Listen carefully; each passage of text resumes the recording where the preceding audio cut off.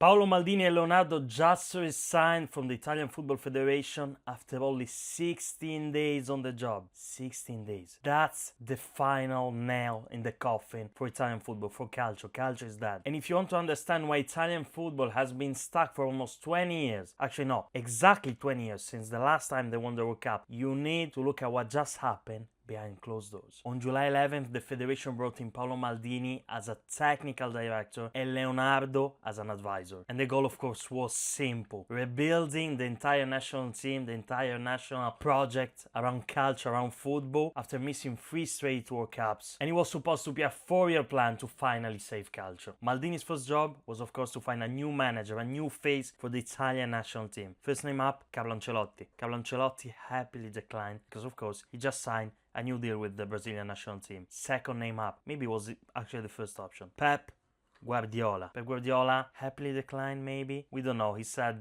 he had some family issues. He wanted to focus on family. I don't think so. I think he just didn't want to get involved in this mess. And he did the right thing. So he declined as well. And they went to the third name, Andrea Pirlo. And as soon as that name came up, the political machine in Rome, of course, stepped in, as always. And now you're probably thinking, why? What did Andrea Pirlo, the legend himself, do? Did he miss a free kick?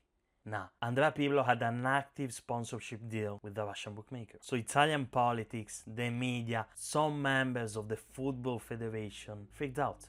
Russia. Hell no, we don't do that here. We don't do that here, Maldini. So the board declined Maldini's choice. And I think Leonardo and especially Maldini realized in that moment what was happening. They were brought in to be the PR shields for the suits behind them. And that's why they walked out. And now you may think, damn, what a mess. Mamma mia, what a mess. But that has to be the end of the story, right?